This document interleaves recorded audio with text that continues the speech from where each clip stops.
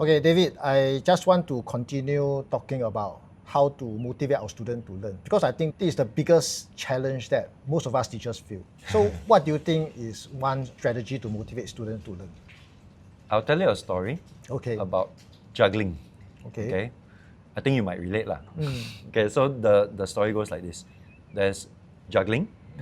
There's two teachers.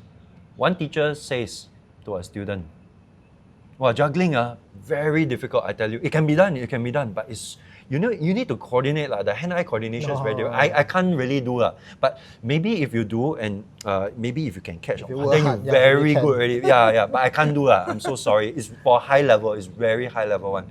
He already capped you, right? That's the first teacher. Second teacher says it's very simple one. 2 steps, 3 steps can be done. First step, this. Second step, that.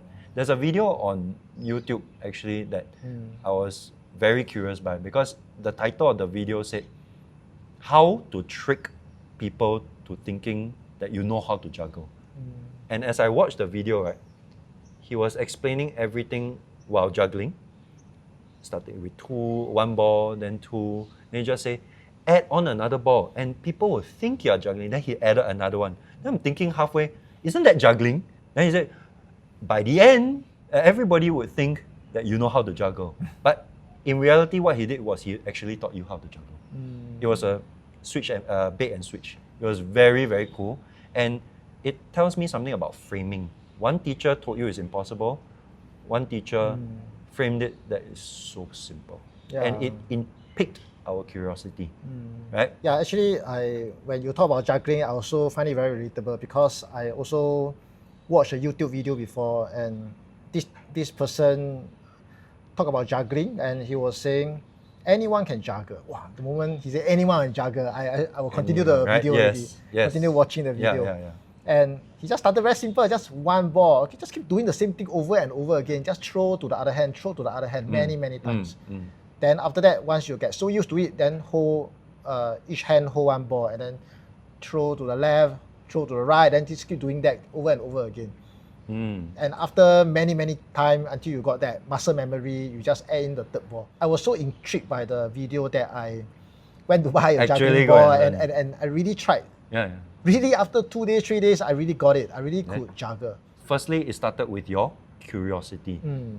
In fact, I would go 1 step back and say that it started from the teacher's framing. He said that it's so simple, anyone can juggle. Correct? And then it said, I thought juggling very difficult, because in your life, somewhere along the line, you saw juggling as impossible for the pros. And where did that come from? Somebody in your life told you that juggling is impossible, or you juggle and you failed, right? The students think the same way. They had somebody in their life, a teacher in their life, somewhere along the line that say, you cannot do one, too difficult for you. And then a teacher comes along. And that teacher may be you, it may be me, it may be anyone. And once that teacher says, so simple, 3 steps can do already, it renews the vigor in that student to say that, actually, I can do. Actually, I think when you say like that, it sounds like we are tricking the student into thinking difficult things can be actually very simple. But actually, all things are simple to begin with. It's just that people who can do very complicated things, they spend many hours doing it. That's all. Why people can write well, why people can be an influencer, why people can be a great sportsman, it's the number of hours they put in, doing the simple thing, 1 small step at a time. But a lot of time we tend to think that we need to make that big step to do what the pro can do. We compare with ourselves with the pros immediately. Cannot. We can't do it. Like for example, sometimes we teach badminton, like we tell the student, flick your wrist, then follow through. After 1 day, 2 days, the students still find they cannot hit the shuttlecock very well, and they give up, thinking that they cannot. But to be able to do that 3 learning cue is that few thousands of practice, that repetition after repetition. The steps were simple, but the process requires consistency. And for excellence, actually, it's really consistency. It's many little steps every day. And I think that's the hardest part. It's what is not covered by everyone, actually.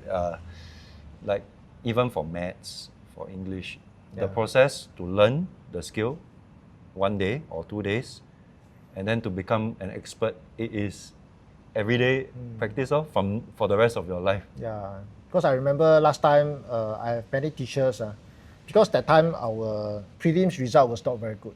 So there were many teachers who made us stay back and help us go through the basics again, practice many times. And then in the end, all of us did quite well for O-levels. And it really made us felt like actually to do well in O-levels is not as hard as we thought.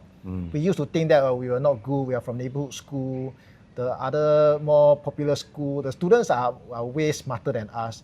But when we put in that effort, when the teachers work with us, and then after some time we saw the results improve, we start to think that actually we are just like anyone else. I think teachers need to show the student how to get there, rather than just tell them. Actually, it's really true, because if the teacher places a glass ceiling on top of you and says, you can't juggle lah. O-level very difficult one lah. Not far, you cannot one lah. Most likely you're never going to pass. Okay? But if the moment the teacher believes in you, the first thing, the Pygmalion effect already took place. Secondly, you already frame in their mind, you gave them the motivation, you gave them the curiosity. You mean I can do it? And then after you say, it's only 3 simple steps or whatever number of steps. Very simple, I will guide you step by step. That's why I think teachers are so important. Yeah. Because the teacher can make or break the subject. Actually, there's a lot of things to learn from that juggling thing. Firstly, he did not say, come, let's start with juggling, the most complicated skill in human history. He never said that, you see.